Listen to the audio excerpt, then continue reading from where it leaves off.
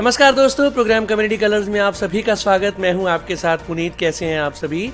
उम्मीद करूंगा बिल्कुल ठीक ठाक होंगे, तंदुरुस्त तवाना होंगे और ऑफ कोर्स अपनी स्वास्थ्य का, अपनी सेहत का ध्यान रख रहे होंगे।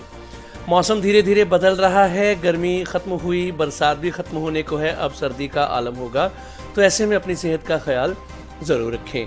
आप हमारे प्रोग्राम को सम्मान देते हैं, बल्कि मुझे कहना चाहिए कि अपने इस प्रोग्राम को इतना प्यार करते हैं और हमारे साथ सहयोग करते हैं। हम आपके तहे दिल से शुक्रगुजार हैं और उम्मीद हम यही करेंगे कि आपका साथ, आपका ये प्यार हमारे साथ यूं ही बना रहेगा। प्रोग्राम कम्युनिटी कलर्स, जो कि किसी भी प्रकार के परिचय का मोहताज नहीं, आपके लिए हाजिर है। और यहाँ आपको ये भी बता दूं कि रेडियो उड़ान क्लासिकल राउंड का आखिरी एपिसोड कल ब्रॉडकास्ट होने वाला है, तो इसे आप ज़रूर सुनिएगा। और इसके बाद जो फाइनलिस्ट होंगे उनके नामों की घोषणा भी जल्द की जाएगी। और ऑफ कोर्स दिल्ली में रेडियो उड़ान कन्वेंशन पर तो आप सभी का इंतज़ार रहेगा ही, जिसकी जानकारी भी आपको ऑफिशियल सूत्रों से जल्द प्रदान की जाएगी समय समय पर। बहरहाल प्रोग्राम को आगे बढ़ाते हैं और आइए सबसे पहले सुनते हैं न्यूज़ हेडलाइंस। तिरुवल्लुर के गोकुलम थिएटर पर लगा जुर्माना, दिव्यांग को करनी होगी 1 लाख रुपए रकम की अदायगी। मध्य प्रदेश के दतिया में बड़ा लापरवाही का मामला, दिव्यांगजन के लिए आई ट्राईसाइकिल्स बन रही कबाड़। उत्तर प्रदेश लखनऊ में बहुचर्चित छात्रवृत्ति घोटाले में जांच जारी, दिव्यांग क्रिकेटर विक्रम नाग से आगे भी हो सकती है पूछताछ।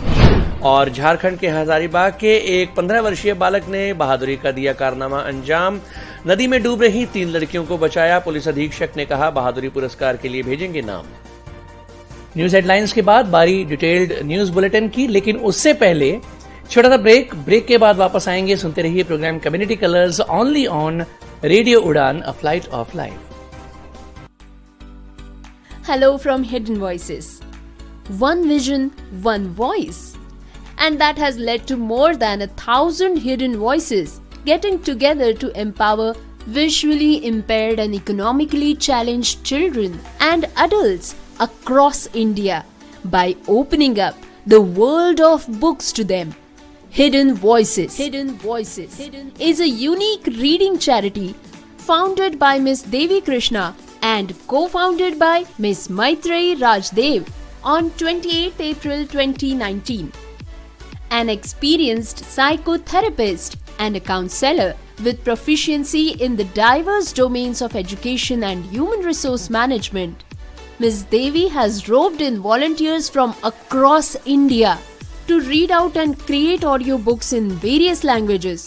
With Mr. Sudhish P. as a partner and Ms. Cincy Thomas as its president, Hidden Voices now has a total of more than 1,500 in-house readers and is linked with many clubs from JNU, Pune and South India, which gives it more than 3,000 readers. It has volunteers as young as 5 years to as experienced as 82 years. The readers are divided into groups according to age and the language chosen. Hidden Voices has now a steady inventory of books, both informative and fictional, in almost 20 languages. The audiobooks have been utilized by various institutions and groups like Fergusson College Pune, Lit the Light, Duty, Madras Club, etc. More than 50,000 lives have been touched and enriched by this program. For more information, send us an email on hiddenvoices2020@gmail.com. Programme में आप सभी का स्वागत। Detailed news bulletin जारी है। भाजपा दिव्यांग प्रकोष्ठ उत्तर प्रदेश व दिव्यांग क्रिकेट एसोसिएशन उत्तर प्रदेश के सहयोग से उत्तर प्रदेश में बुधवार से नेशनल T20 दिव्यांग क्रिकेट टूर्नामेंट का आयोजन कराया गया। इस टूर्नामेंट का सभी ने जमकर आनंद उठाया। प्रतियोगिता के उद्घाटन सत्र में दिव्यांगजन के दमदार प्रदर्शन को देखकर मैदान में उपस्थित लोग भी दंग रह गए। रेवड़ी तालाब स्थित जयनारायण इंटर कॉलेज के मैदान में पहला मैच दिल्ली तथा पश्चिम बंगाल के बीच खेला गया। पश्चिम बंगाल ने टॉस जीतकर पहले बल्लेबाजी करते हुए 20 ओवर में 141 रन बनाए। पश्चिम बंगाल की ओर से सुकुमार ने 38 गेंदों पर 38 रन जो कि एक छक्के व एक चौके की मदद से बनाए। उन्होंने 38 रन का सर्वाधिक योगदान दिया। जवाब में खेलते हुए दिल्ली की पूरी टीम 57 रन पर ऑल आउट हो गई। दिल्ली की ओर से बाबूलाल ने 13 गेंदों पर 2 चौकों की मदद से सर्वाधिक 13 रन का योगदान दिया। पश्चिम बंगाल की ओर से गेंदबाजी करते हुए सुमन देव ने 3.2 ओवर में मात्र 24 रन देकर 3 विकेट लिए। सुमन देव ने एक बेहतरीन कैच भी लपका। उनके उत्कृष्ट योगदान के लिए उन्हें मैन ऑफ द मैच घोषित किया गया। दूसरा मैच दिल्ली तथा उत्तर प्रदेश के मध्य खेला गया, जिसमें उत्तर प्रदेश ने टॉस जीतकर पहले बल्लेबाजी करते हुए 15 ओवर में मात्र 3 विकेट खोकर 149 रन बनाए। उत्तर प्रदेश की ओर से तनवीर ने 39 गेंदों पर 5 चौकों की मदद से 58 रन का सर्वाधिक योगदान दिया। योगेंद्र ने 35 गेंद खेलकर 4 चौके व 1 छक्के की मदद से 45 रन का योगदान दिया। तनवीर तथा योगेंद्र की जोड़ी ने 100 से अधिक रनों की शानदार साझेदारी की। जवाब में दिल्ली की टीम 15 ओवर में 9 विकेट खोकर केवल 89 रन ही बना पाई। यूपी के खिलाड़ी तनवीर को मैन ऑफ द मैच घोषित किया गया। इससे पहले टूर्नामेंट का उद्घाटन भाजपा काशी क्षेत्र के अध्यक्ष श्री दिलीप सिंह पटेल ने किया। उन्होंने खिलाड़ियों का उत्साहवर्धन करते हुए कहा कि खिलाड़ी ही वो हैं जो सभी को जोड़ने का काम करते हैं। खेल दिव्यांगों के सशक्तिकरण का सशक्त माध्यम है।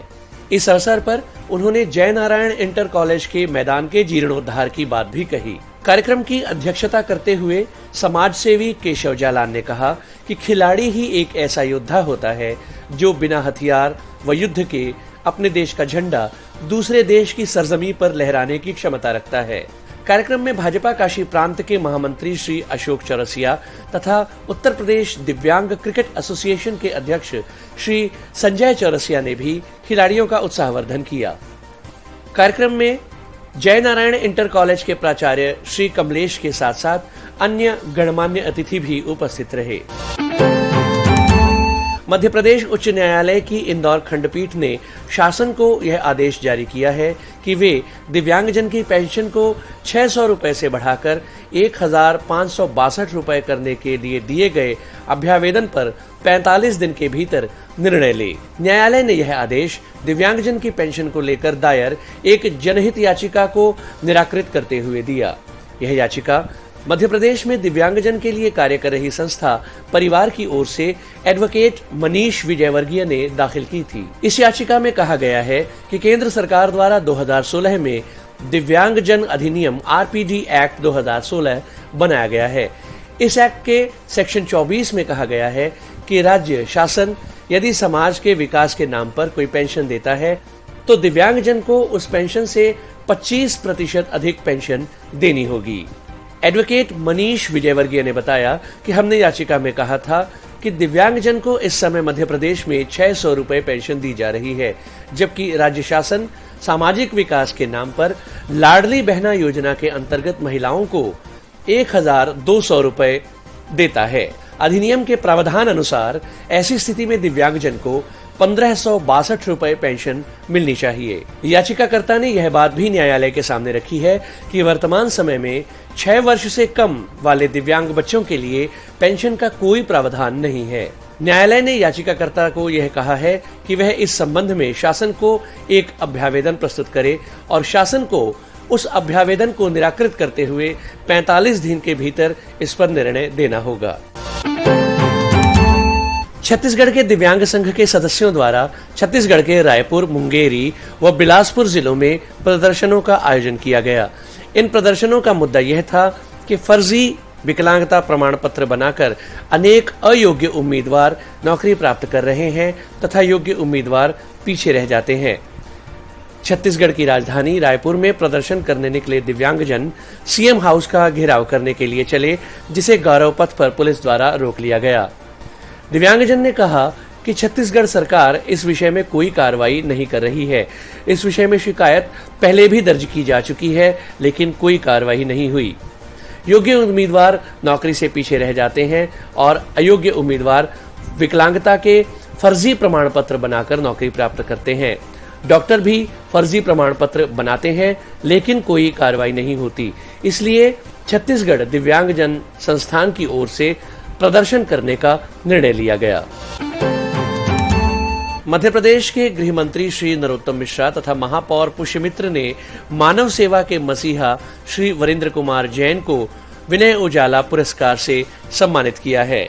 एक समाचार पत्र से प्राप्त जानकारी के अनुसार श्री रविंद्र कुमार जैन ने urine cow therapy research centre की स्थापना करके गौमूत्रीय चिकित्सा पद्धति की खोज, स्थापना व प्रचार प्रसार करके 20 वर्ष के भीतर 12 लाख मरीजों का निःशुल्क उपचार करके लंदन वर्ल्ड बुक रिकॉर्ड द्वारा पुरस्कार प्राप्त किया है। दिव्यांग बच्चों के लिए बाल दिव्यांग मुक्ति योजना अभियान चलाकर 1000 से अधिक ऑर्थोपेडिक सर्जरी कर तथा 1500 निःशुल्क सर्जरी करने का लक्ष्य निरंतर जारी है।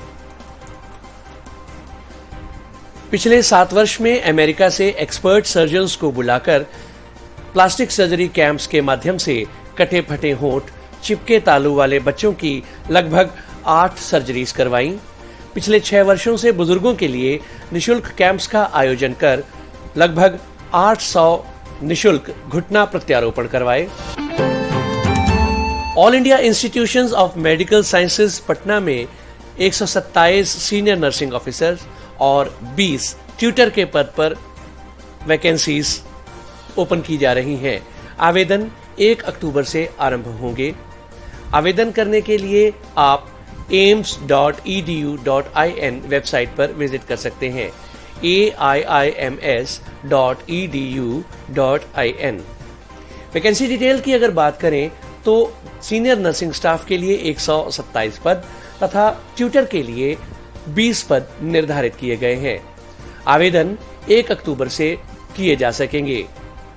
शैक्षणिक योग्यता की यदि बात करें तो सीनियर नर्सिंग ऑफिसर के लिए किसी भी मान्यता प्राप्त यूनिवर्सिटी से बीएससी इन नर्सिंग तथा नर्स इन मिडवाइफ के अंतर्गत रजिस्ट्रेशन होना अनिवार्य है। आयु सीमा की यदि बात करें तो सीनियर नर्सिंग ऑफिसर में न्यूनतम आयु सीमा 21 वर्ष तथा अधिकतम आयु सीमा 35 वर्ष निर्धारित की गई है। ट्यूटर के लिए अधिकतम आयु सीमा 50 वर्ष निर्धारित की गई है। यहां आपको यह स्पष्ट कर दें कि अधिकतम आयु सीमा में नियमानुसार छूट दी जाएगी। फीस की यदि बात की जाए तो जनरल तथा ओबीसी कैटेगरीज के लिए 1500 रुपए, एससी तथा एसटी कैटेगरीज के लिए 1200 रुपए तथा दिव्यांगजन, एक्स सर्विसमैन आदि के लिए फीस में नियमानुसार छूट दी जाएगी। अधिक जानकारी के लिए आप एम्स पटना की ऑफिशियल वेबसाइट विजिट कर सकते हैं www.aimspatna.edu.in। यदि आप चिकित्सा व शिक्षा के क्षेत्र में अपना करियर तलाश कर रहे हैं तो उत्तर प्रदेश लोक सेवा आयोग द्वारा होम्योपैथी चिकित्सा अधिकारी, होम्योपैथी प्रोफेसर तथा अन्य पदों पर आवेदन आमंत्रित किए जा रहे हैं। आवेदन 26 सितंबर 2023 से 26 अक्टूबर 2023 तक किए जा सकेंगे। आवेदन करने की अंतिम तिथि 26 अक्टूबर 2023 है। इसी प्रकार शुल्क जमा करने की अंतिम तिथि 26 सितंबर 2023 है। हार्ड कॉपी रसीद 1 अक्टूबर 2023 तक प्राप्त की जाएगी। परीक्षा तिथि की घोषणा जल्द की जाएगी। फीस जनरल, आर्थिक रूप से पिछड़ा वर्ग तथा ओबीसी वर्गों के लिए 125 रुपए, एससी तथा एसटी कैटेगरीज के लिए 65 रुपए तथा दिव्यांगजन के लिए 25 रुपए निर्धारित की गई है। आयु सीमा की बात करें तो न्यूनतम आयु सीमा 21 वर्ष तथा अधिकतम 50 वर्ष है।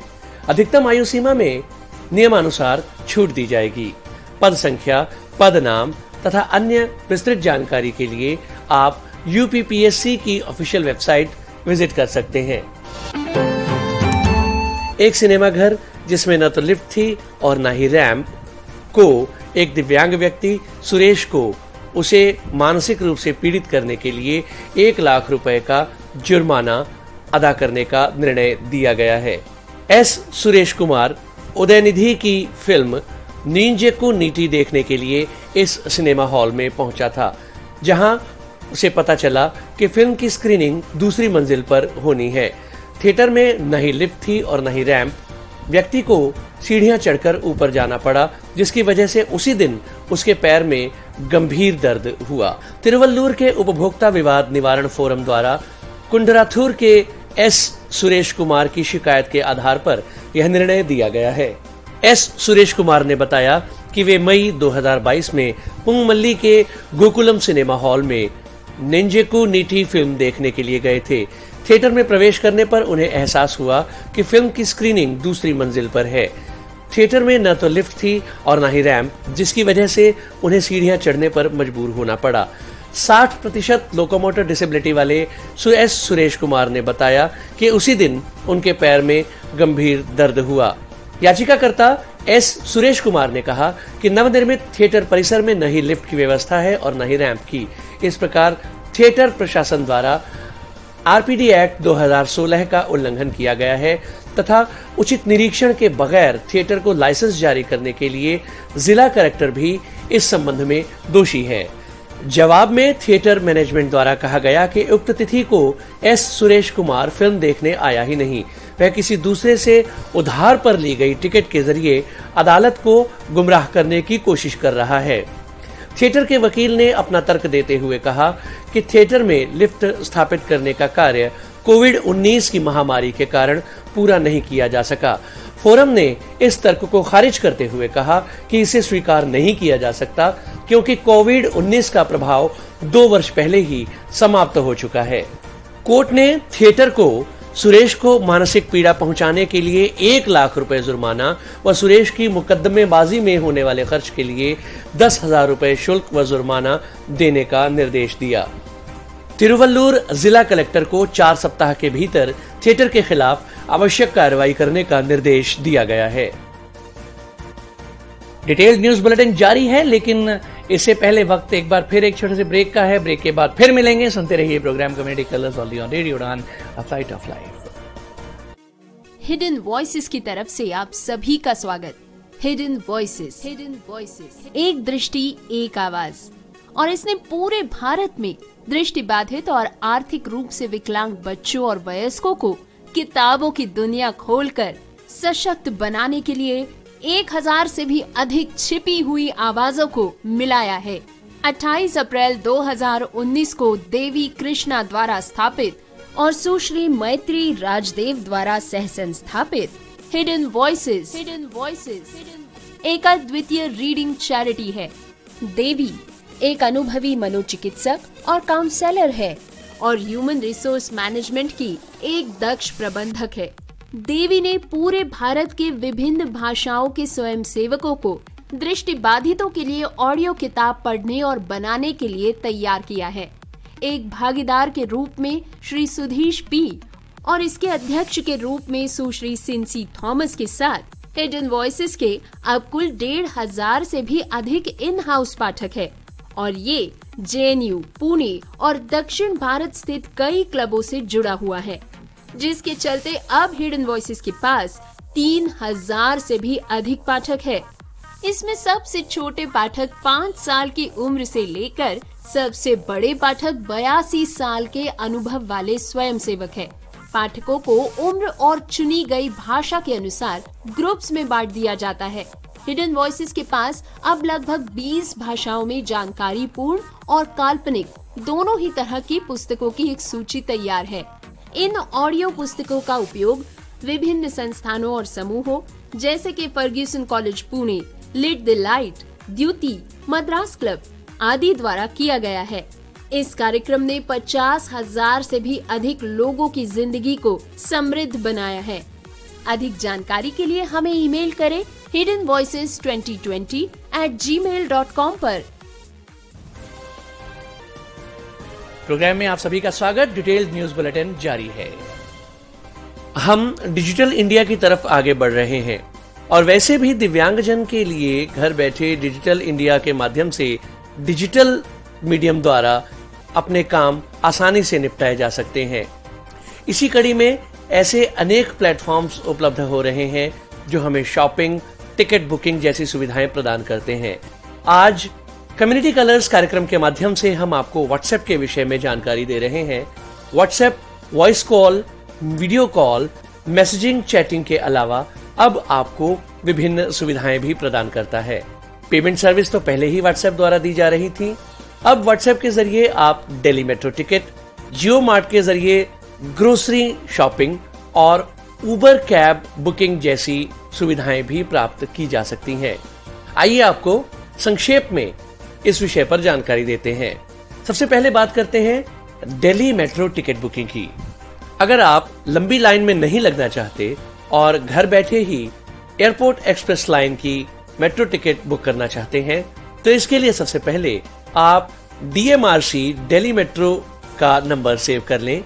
ये नंबर है 96508 55800।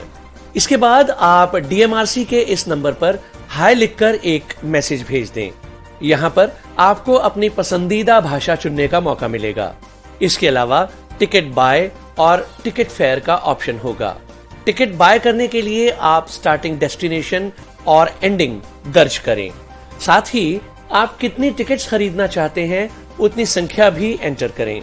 पेमेंट करने के लिए आप अपने credit card, debit card, net banking, WhatsApp payment या UPI का प्रयोग कर सकते हैं। इसके बाद आपको मेट्रो QR टिकट प्राप्त होगा। इस QR टिकट को स्कैन करके आप दिल्ली मेट्रो में सफर कर सकते हैं। ये तो हुई मेट्रो की बात।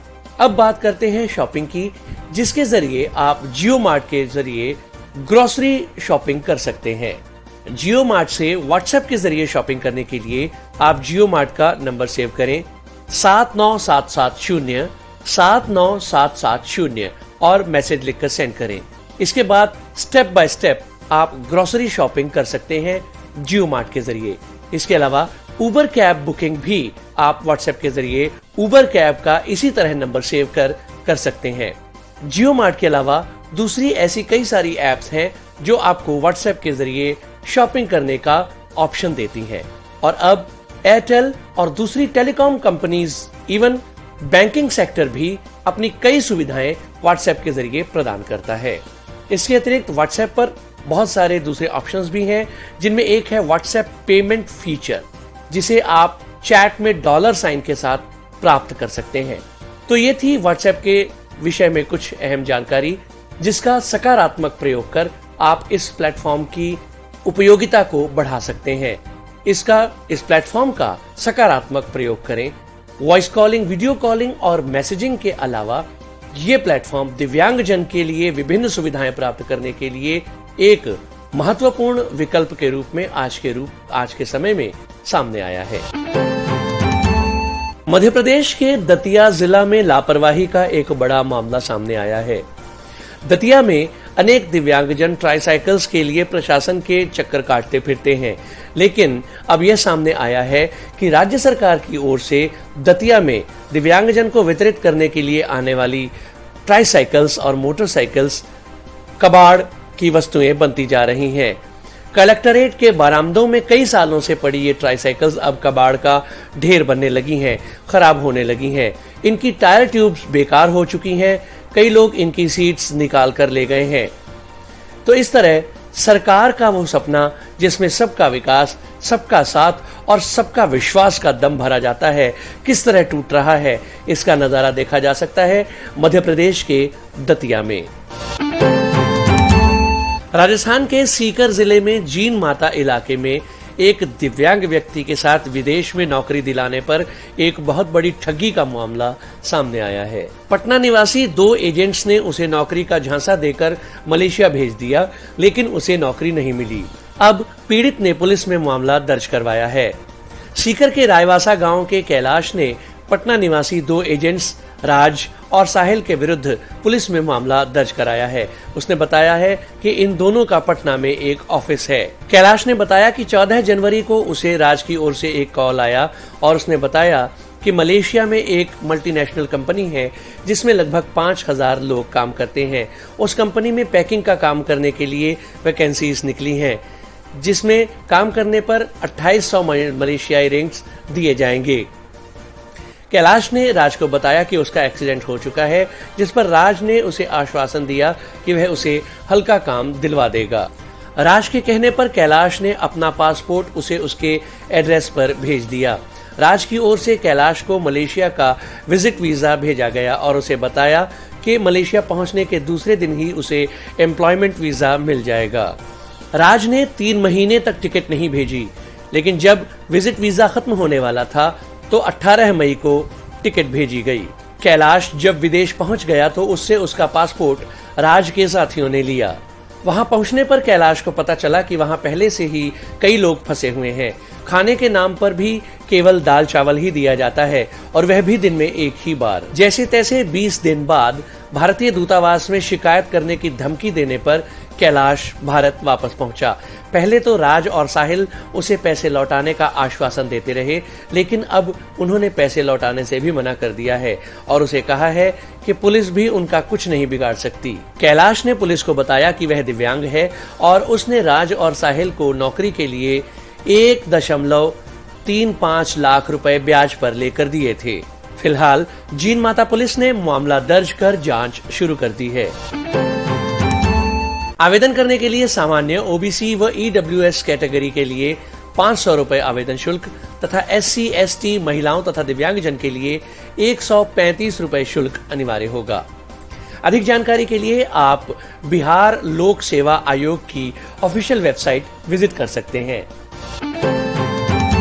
न्याय तक दिव्यांगों की पहुंच सरल बनाने के लिए दिल्ली उच्च न्यायालय ने इस मंगलवार को न्यायिक कार्रवाई में सांकेतिक दुभाषियों, साइन लैंग्वेज इंटरप्रेटर्स का सहयोग लिया ताकि मूक बधिर श्रवण बाधित व्यक्तियों तक न्याय की पहुंच को सरल बनाया जा सके, ताकि वे भी अदालती कार्रवाई को समझ सकें। पहली बार न्यायाधीश की पोडियम के सामने सांकेतिक भाषा के 2 दुभाषीय खड़े हुए, जिन्होंने पूरी न्याय प्रक्रिया का हाथ की विभिन्न मुद्राओं से श्रवण बाधित व्यक्तियों के लिए अनुवाद किया। ये लोग फिल्मों को दृष्टि तथा श्रवण माध्यम से सरल तथा सुगम बनाने के लिए मामले में न्यायालय में उपस्थित हुए थे।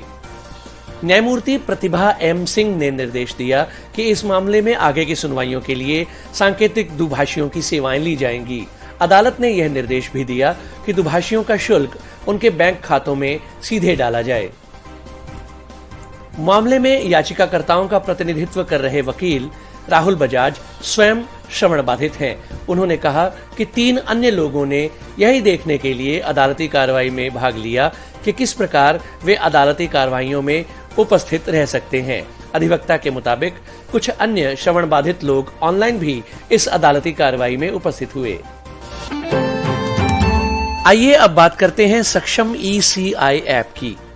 भारतीय चुनाव आयोग द्वारा मतदान में दिव्यांगजन की सक्रिय भागीदारी को सुनिश्चित करने के लिए PWD एक्ट डिजाइन की गई थी। इस ऐप का नाम बदलकर अब सक्षम ECI कर दिया गया है। गौरतलब है कि इस ऐप के डिजाइन और इंटरफेस में भी बहुत बड़े परिवर्तन किए गए हैं, ताकि इस ऐप को दिव्यांगजन के लिए स्क्रीन रीडर्स, कलरिंग आदि के हिसाब से और अधिक सुगम तथा अनुकूल बनाया जा सके। इस ऐप के माध्यम से आप चुनावी प्रक्रिया के विभिन्न सुविधाएं, पिक एंड ड्रॉप आदि प्राप्त कर सकते हैं। सक्षम ECI app Google play store तथा एप्पल के ऐप स्टोर पर उपलब्ध है। दिव्यांगजन के लिए मतदान प्रक्रिया सरल बनाने के लिए इस ऐप को डिजाइन किया गया है। इस ऐप में जिन सुविधाओं को प्रदान किया जा रहा है, आइए उन सुविधाओं के विषय में आपको बता दें। नए मतदाता पंजीकरण के लिए अनुरोध, दिव्यांगजन के लिए चिन्हित करने हेतु अनुरोध, एक स्थान से दूसरे स्थान तक प्रवास के लिए वोट का स्थानांतरण करने के लिए अनुरोध, सुधार हेतु अनुरोध, हटाने का अनुरोध, चुनावी आधार प्रमाणीकरण के लिए अनुरोध, स्तर पर निगरानी, दिव्यांगजनों के लिए सुविधाओं के बारे में जानें, व्हीलचेयर के लिए अनुरोध, पिक एंड ड्रॉप के लिए अनुरोध, संपर्क करें, सहायता के लिए अनुरोध, मतदाता सूची में अपना नाम खोजें, अपने मतदान केंद्र को जानें, बूथ लोकेटर, अपने उम्मीदवारों को जानें, शिकायतें दर्ज करें, लेख पढ़ें देखें, अक्सर पूछे जाने वाले प्रश्न और गैलरी। इस पूरी ऐप को 4 टैब्स में विभाजित किया गया है। 1 पंजीकरण, 2 सुविधाएं, 3 खोज और 4 सूचना एवं शिकायत। अधिक जानकारी के लिए आप इस ऐप का प्रयोग करें, सक्षम ECI। इस ऐप को गूगल प्ले स्टोर व ऐप स्टोर से डाउनलोड किया जा सकता है। उत्तर प्रदेश लखनऊ में बहुचर्चित छात्रवृत्ति घोटाले में प्रवर्तन निदेशालय ईडी जल्द अन्य छात्रों से भी पूछताछ करेगा। सूत्रों के हवाले से प्राप्त समाचार के अनुसार अनेक छात्रों को इस संदर्भ में नोटिस भी दिया जा चुका है। विशेष रूप से दिव्यांग क्रिकेटर विक्रम नाग और उसके करीबियों की इसमें भूमिका को लेकर छात्रों से सवाल जवाब होंगे। ईडी छात्रों से पूछताछ के पश्चात उन्हें गवाह भी बना सकता है। निदेशालय ने हिंजिया समूह के ठिकानों पर हुई छापेमारी, जांच व वहां से प्राप्त दस्तावेजों के आधार पर अपनी जांच का दायरा भी बढ़ाया है। इसी कड़ी में लगभग 161 कॉलेजों की जांच शुरू की गई है। हिंजिया समूह के संचालकों व विक्रम नाग से जुड़ी एनजीओ की भूमिका की भी जांच की जा रही है। इनसे जुड़े रहे दिव्यांग छात्र व छात्राओं का ब्यौरा भी जुटाया गया है। यह भी देखा जा रहा है कि इनके नाम पर किन किन कॉलेजों से छात्रवृत्ति का लाभ लिया गया था। ईडी ने हिंजिया समूह के संचालकों के विरुद्ध जांच के पश्चात आरोप पत्र दाखिल किया था। माना जा रहा है कि कुछ अन्य छात्रों से पूछताछ व जांच के पश्चात अन्य आरोपितों के विरुद्ध आरोप पत्र भी जल्द दाखिल किया जा सकता है। ईडी ने हिंजिया समूह के 2 संचालकों सहित 3 आरोपितों को गिरफ्तार किया था, जिसके बाद दिव्यांग क्रिकेटर विक्रम नाग को भी गिरफ्तार किया गया था। छात्रवृत्ति घोटाले में ईडी दिल्ली व लखनऊ की टीमों में दिल्ली, लखनऊ तथा हरदोई सहित अन्य 6 शहरों में छापेमारी की थी। आपको बता दें कि ईडी अल्पसंख्यकों, अनुसूचित जातियों तथा अनुसूचित जनजातियों को मिलने वाली छात्रवृत्ति में घपले की जांच कर रहा है।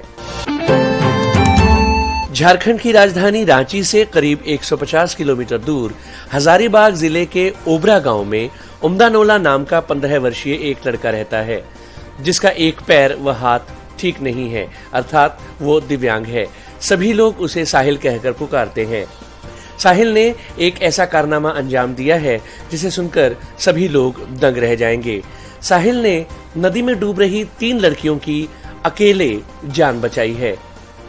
साहिल से जब इस बाबत पूछा गया तो उसने बताया कि उस वक्त वो नदी में मछली पकड़ रहा था जब उसने एक लड़की के चिल्लाने की आवाज सुनी। उसने देखा कि 3 लड़कियां नहाते हुए नदी के गहरे पानी में चली गई हैं और डूब रही हैं।